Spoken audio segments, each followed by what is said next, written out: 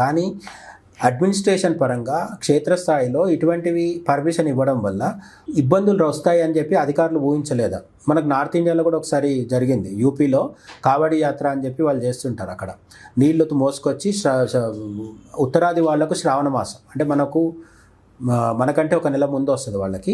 శ్రావణ మాసంలో వాళ్ళు శివుడికి నీళ్లు తీసుకొచ్చి అభిషేకం చేస్తారు. కొన్ని వందల కిలోమీటర్లు అట్లా నడుస్తూ వస్తారనమాట. వాళ్ళు వచ్చేటప్పుడు ఈ దాబాలు ఉంటాయి అక్కడ, వాళ్ళు ఫుడ్ తినడానికి. అక్కడ ఉల్లిపాయలు కూడా వేయకుండా మేము వండుతున్నామని చెప్పి బోర్డులు పెట్టుకొని అక్కడ దాబాలు నడిపిస్తున్నారు వాళ్ళు. ఈ శివభక్తులు అది నిజమే అనుకొని తింటున్నారు. అయితే తీరా చూస్తే కౌంటర్ మీద ఉండేది కానీ ఆ ఓనర్ కానీ ముస్లిం, బోర్డు మాత్రము శివుడి పేరు మీద, అమ్మవారి పేరు మీద, నంది పేరు మీద ఇట్లా పెడుతుంటారు, గణపతి పేరు మీద పెడుతుంటారు. అప్పుడు యోగిజీ చెప్పింది ఏంటంటే, నువ్వు ఏ పేరైనా పెట్టు, పేరు పెట్టుకునే అధికారం నీకుంది కదా, ఆ బోర్డుకు మీద ప్రొపరేటర్ ఎవరో ఆ పేరు రాయని చెప్పాడు. అది పెద్ద వివాదమైంది.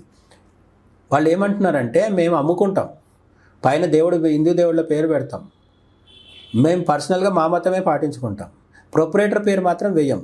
నువ్వు ఎందుకు దాచిపెడుతున్నావు?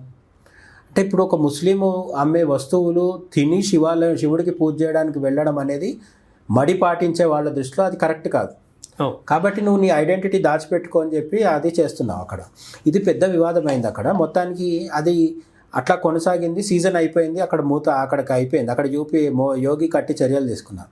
ఇప్పుడు మన దగ్గరకు వచ్చినప్పుడు సమ్మక్క సారక్క దగ్గరికి ఆ ముస్లింని అనుమతించిన అధికారులని మనం ఫస్ట్ అడగాల్సి ఉంటుంది.